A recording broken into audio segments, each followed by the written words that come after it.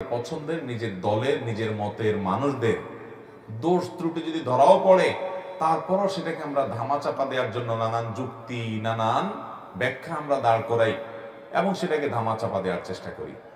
আর যদি নিজের পছন্দের বাইরের কোনো লোক থাকে যার প্রতি আমার কোনো কারণে অপছন্দ ভাব আছে, আমি তাকে আমার মনে করি না, তখন সেই লোকটার কোনো ভালো কিছু পাইলেও বলি যে মতলব কি আল্লাহ জানে। এই ইমানদাররা, তোমরা একে অন্যে কেউ কারো প্রতি কুধারণা করবে না, কারণ কুধারণা করা, মন্দ ধারণা করা এটা গুনাহের কাজ। এটাও দেখবেন যে অন্যের ব্যাপারে কুধারণা করতে আমরা মহাপটু।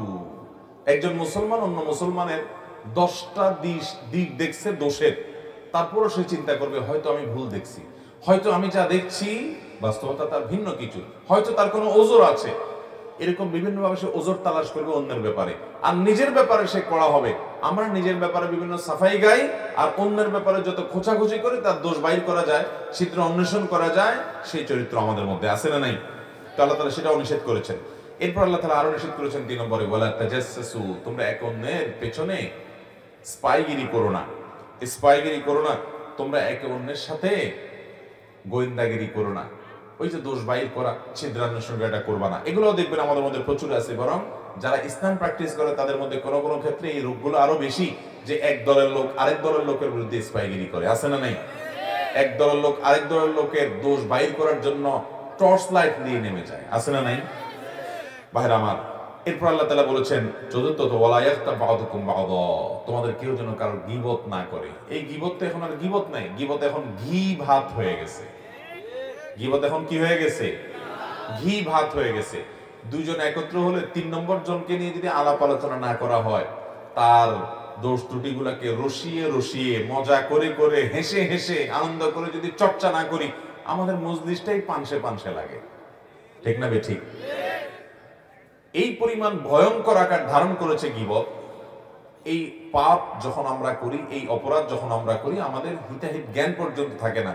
আমরা এমন ভাবে করি এটা যে অপরাধ, সে অপরাধ বোধটুকু পর্যন্ত আমাদের মধ্যে কাজ করে না। ভাইরা আমার, গীবতের অপরাধ সকাল থেকে রাত পর্যন্ত সারাদিনে কতবার হয় আপনার, আপনি যদি হিসাব করেন তো দিন শেষে আপনি অবাক হয়ে যাবেন। দেখা যাবে আপনার দ্বারা সবচেয়ে এই ভয়াবহ পাপটা পরিমাণে অন্য অনেক পাপের চাইতে বেশি হচ্ছে। ঠিক না বেঠিক? আপনি যদি কোনো গীবত না করেন, দুজন তৃতীয় কাউকে নিয়ে সমালোচনা করছেন, ওখানে বসে আপনি রসিয়ে রসিয়ে সে মজা শুনছেন। ওয়াজ মাহফিলের মধ্যে বসে আজকাল অনেক গীবত হয় কি হয় না? ব্যক্তির ব্যক্তিগত বিষয়গুলো নিয়ে চর্চা করা, খোঁচাখুচি করা, দ্বীনদার ভাইদের ভিতরে ইসলাম প্র্যাকটিস করে সেই ভাইদের মধ্যে এরকমগুলো ব্যাপক আকার ধারণ করেছে। এগুলো বাধা দেওয়ার মতো লোক পাওয়া যায় না। আমার মাদ্রাসার ছাত্র জীবনে এক ভাইয়ের কথা মনে পড়ে। এই কুমিল্লার মানুষ উনি ছিলেন, আব্দুল কাইয়ুম ভাই। কোথায় আছেন জানি না, সেই ছাত্র জীবনে হাটাজারিতে যখন পড়ি তখন ছিলেন।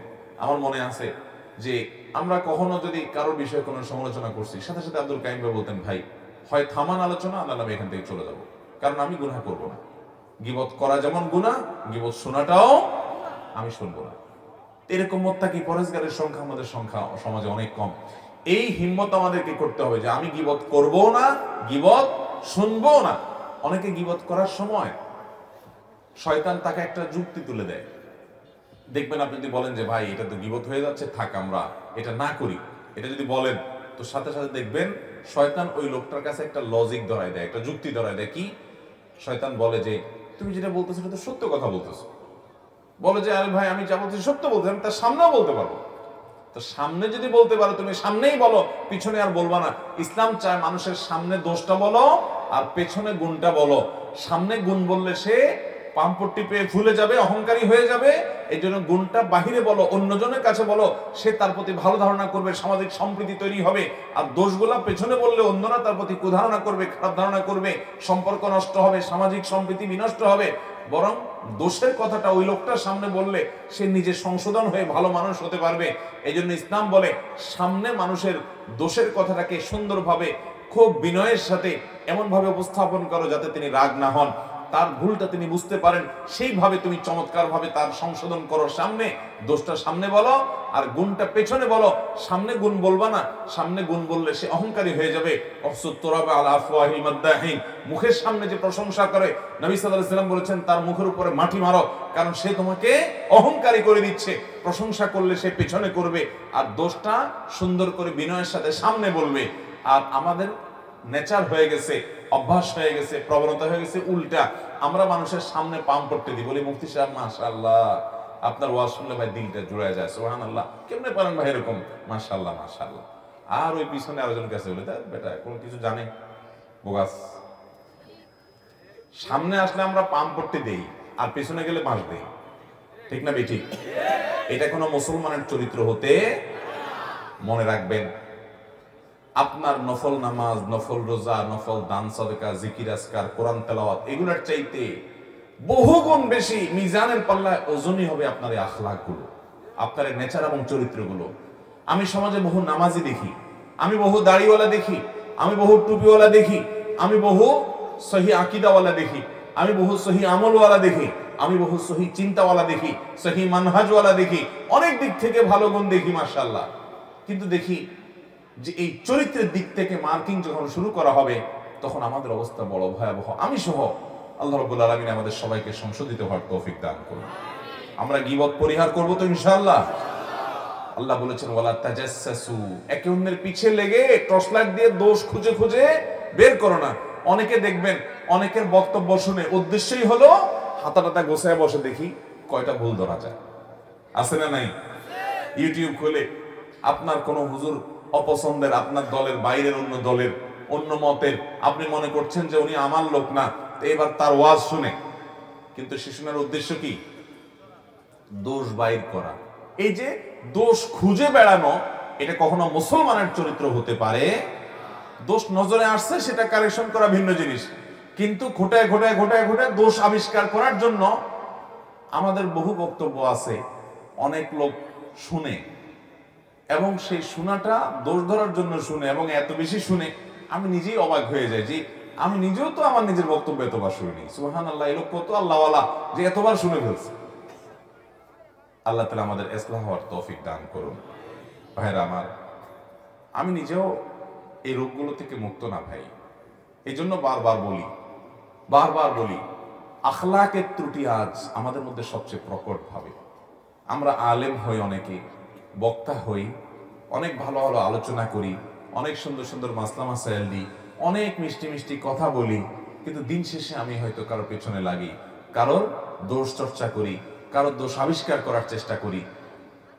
ডক্টর খন্দকার আব্দুল্লাহ জাহাঙ্গীর রহমানের একটা কথা মনে পড়ে। স্যার বলতেন যে আমরা নিজের পছন্দের, নিজের দলের, নিজের মতের মানুষদের দোষ ত্রুটি যদি ধরাও পড়ে, তারপরও সেটাকে আমরা ধামাচাপা দেওয়ার জন্য নানান যুক্তি, নানান ব্যাখ্যা আমরা দাঁড় করাই এবং সেটাকে ধামাচাপা দেওয়ার চেষ্টা করি।